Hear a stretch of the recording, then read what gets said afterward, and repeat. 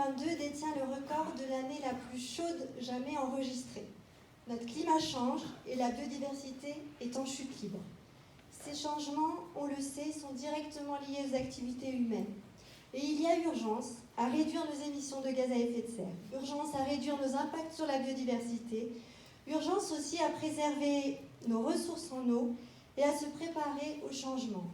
Très concrètement, chez nous, dans le Pilat, la température moyenne, le nombre de jours de canicule vont continuer d'augmenter et le climat va s'assécher fortement. Nous le savons. Les climatologues nous ont prévenus, d'ici 2050, le climat de la vallée du Rhône correspondra au climat actuel de l'Afrique du Nord. On ne pourra pas dire à nos enfants qu'on ne savait pas. Face à ces bouleversements, il nous faut nous adapter collectivement et adapter notre territoire au changement climatique. S'adapter, ça passe notamment par la réduction de nos consommations énergétiques. Et en 2022, l'équipe municipale s'est engagée sur le chemin de la sobriété énergétique, à travers notamment l'installation d'un nouvel éclairage au gymnase moins énergivore, la réduction de l'éclairage public et des illuminations de Noël, l'adaptation des températures dans tous les bâtiments publics. Réduire la consommation énergétique des bâtiments et des services municipaux devient d'autant plus indispensable que les coûts de l'énergie explosent et menacent l'équilibre budgétaire des collectivités, comme l'équilibre budgétaire d'ailleurs des particuliers et des entreprises.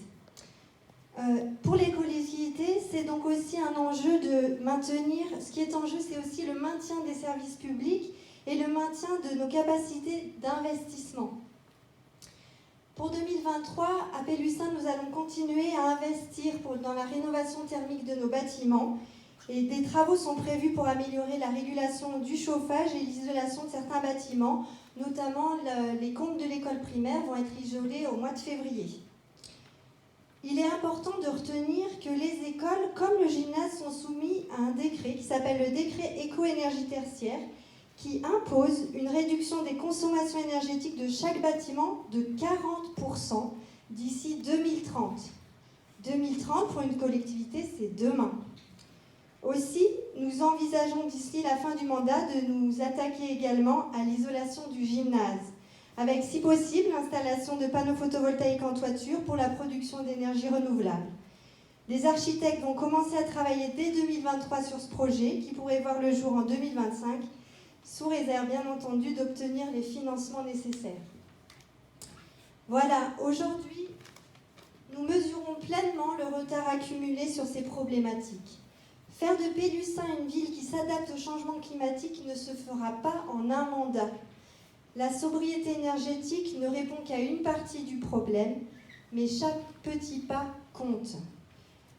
Et je tenais à remercier notamment les agents et tous les usagers des bâtiments pour leur précieuse coopération dans les économies d'énergie. Et je passe